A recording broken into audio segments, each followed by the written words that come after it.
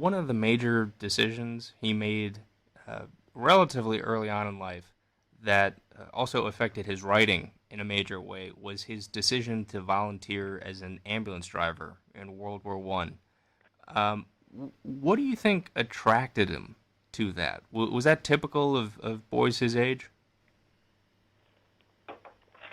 Well, in retrospect, it seems so, I think, because we see a bunch of American writers doing that, like E. E. Cummings and John Dos Passos, and I think even Archibald MacLeish did it first, so he then, I think, went into the regular army. I'm not sure. But I, it was common. Ernest wasn't old enough to fight in the war, and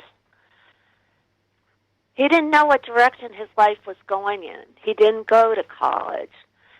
He had gone down to apprentice as a reporter in Kansas City, which was extremely influential on his writings. But he's down there and he hears about ambulance driving in World War II, and he thinks, that's how I can get more experience.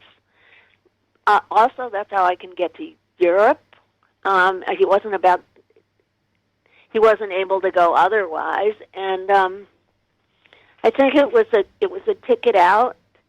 And of course, he didn't know that in the Red Cross he would be supplying candy and cigarettes, as he didn't really drive an ambulance. I don't think he ever did, not even on one leg of a trip. But it was a lot of American writers sort of found their way, served their apprenticeship in Europe during World War II. There's actually a book about Hemingway and Dos Passos and other quote-unquote ambulance drivers that's very good. So that was his way out, and frankly, it opened up the whole world to him. Yeah, and made possible, I think, his writing.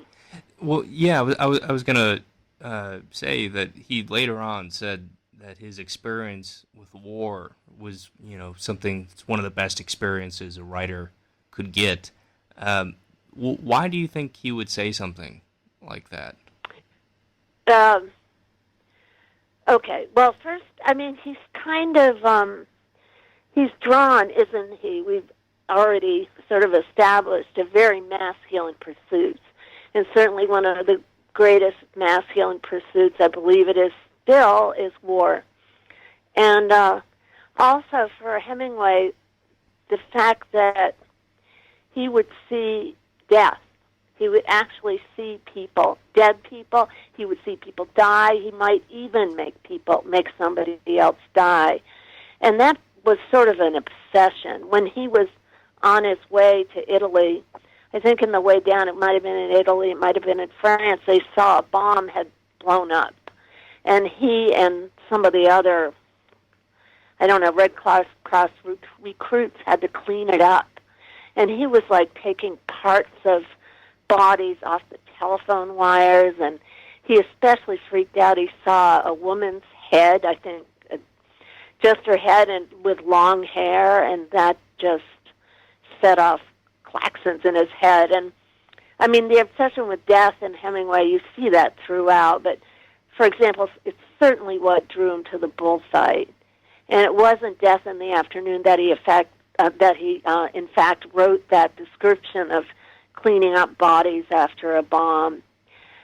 And he of course. Sorry to interrupt. For people listening, Death in the Afternoon was his famous book about bullfighting, and it was a nonfiction book. Sorry, just wanted to make that. Yeah, no, clear. that's okay. It's if you look at that book though, and with keeping in mind his sort of obsession with death, you see how the obsessions twinned, so to speak. And I think that that's not available to us very often, the ability to kind of look death in the eye. And there's nothing particularly special about Hemingway that would have an influence on him. I think it would on almost anyone. But certainly in somebody who wanted to be known for his more manly pursuits, the war might be something that he'd be drawn to. And he was, World War II as well. He didn't serve, but he was sort of in the midst of fighting. Well, he was at Hurtgen Forest. So he keeps being drawn to it. And it's very writerly, and it's also somebody who wants to be known as a very macho writer.